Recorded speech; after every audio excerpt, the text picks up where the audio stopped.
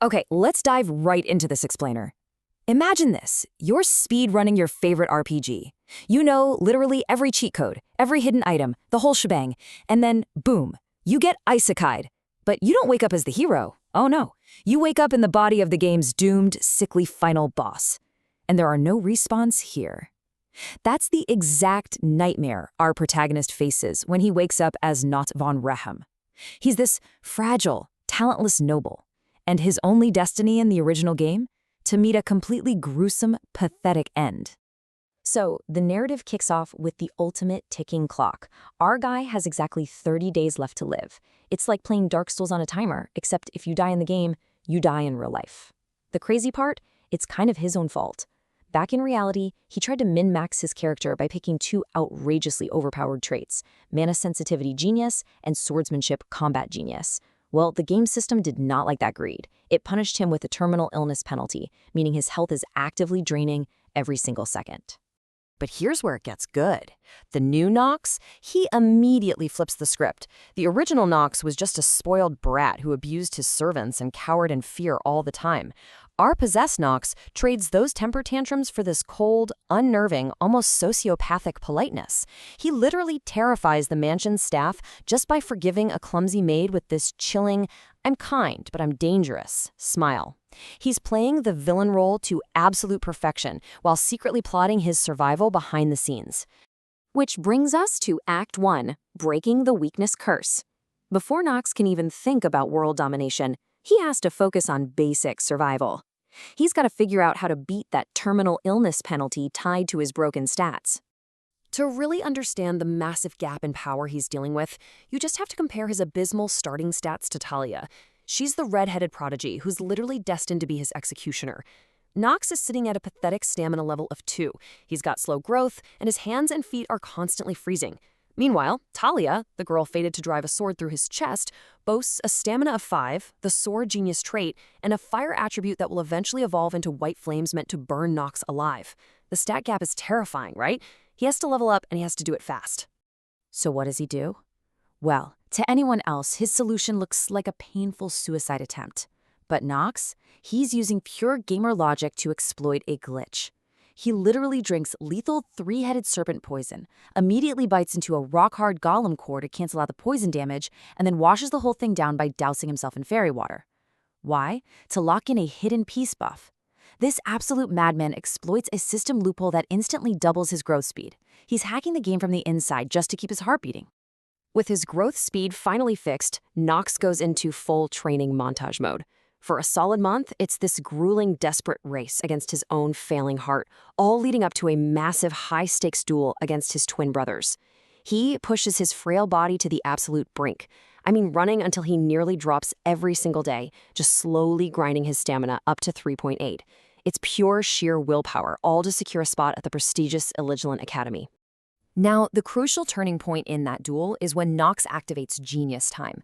Talk about a double-edged sword. It's a slow-motion aura that pretty much guarantees victory, but it permanently burns away 2 days of his rapidly vanishing lifespan. Just as his brothers are beating him down, his stamina ticks over the required threshold. Time slows to a crawl, sparks crackle around his blade, and he effortlessly disarms them. He wins the fight for sure, but the cost? Brutal. He is literally burning his life away to survive. Moving right into Act 2, Hidden Relics and Allies. Having secured his spot at the Academy, Nox shifts gears from just surviving to hoarding hidden items and building up a loyal crew. He knows he can't survive the main storyline with just a wooden sword and a failing heart, so he built an arsenal of forbidden loot. First, he tracks down this ultra-rare obsidian-class horse named Carl that was destined to die in 2 days and literally resurrects it using illegal dark magic. Then he braves this deadly, fog-filled, cursed forest to grab a ring that siphons the life energy of any monster he kills. He's stacking lifesteal items exactly like any good gamer would, just slowly but surely buying himself more time on that ticking clock. Nox's ruthless, yet strangely rewarding management style really shines when he recruits Loyola. She's actually a spy originally sent by his father to watch him, but when she instinctively steps in front of a monster's attack to protect him, Nox uses an incredibly rare, super expensive potion to save her life. When she tries to run away out of guilt because her family's bloodline is ruined, he stops her. He drops this incredibly cold but validating line, "I don't care about your bloodline. I want your talent. And from that single moment of ruthless grace, her absolute, unwavering loyalty is totally secured. All right, Act 3, conquering the neutral zone. Time is still slipping away, so Nox maneuvers his way onto a dangerous monster hunting mission in the barren desert of Chotters. But before he leaves, he claims Stormbringer.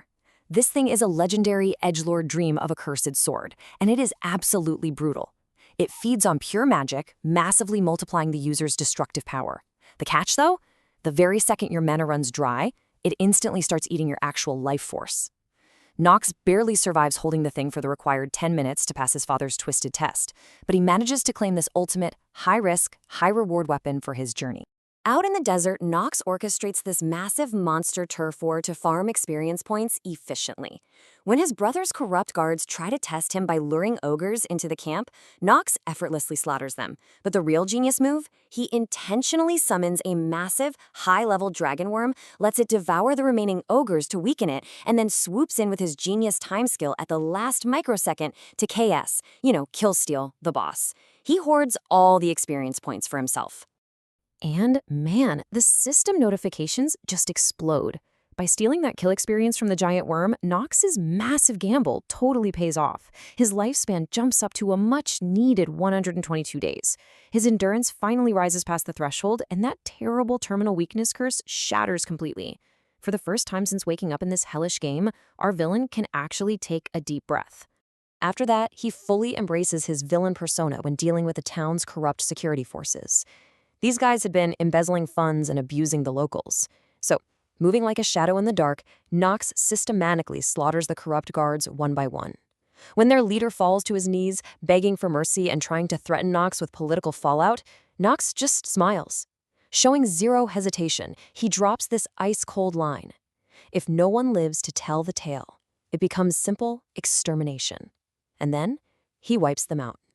Following the battle, he rapidly moves into the kingdom-building phase of his playthrough. He ventures into the slums and recruits Alina, a brilliant but alcoholic half-elf potion maker, securing his supply lines. He saves her friend May, which solidifies local support, and by completing a nearly impossible mission to clear a monster wave, he forces his father to hand over the deeds to the entire Chaders territory. Our guy is literally building his own kingdom from the ground up. Which leads us straight into Act 4, the Demon Academy arc. With his territory secured and his stats finally boosted, Nox arrives at the Elialan Academy. This is the epicenter of the game's main story. This is where the plot is supposed to happen, where the hero is supposed to rise up, gather allies, and fight back against the demonic forces threatening the world. But here's the massive plot twist. Nox arrives only to find out that the game's original hero is completely missing. The main character just isn't there. If Nox does nothing, the world is going to be destroyed by demons before he can even figure out how to fully cure his illness. So he makes a crazy speedrunner decision. He's going to play the terrifying aristocratic villain in public while secretly doing all the heavy lifting of the game's missing hero from the shadows. To pull this off, he literally joins a demonic terrorist organization called the Lunatics. Why? Just so he has a steady supply of high-level demons to farm. By infiltrating them, he positions himself to secretly defeat 2 of the 72 great demons. He unleashes a devastating Shadow Blade Slash to take down the Demon Peon. And later, he uses his brilliant gamer intellect to instantly decipher and shatter the magic circle of the Demon Lamington, slicing the beast cleanly in half while his so-called allies watch in absolute terror. So, as the season finale sets Nox on a collision course with a half-demon spy named Rick, we're really left wondering if his borrowed time will finally run out.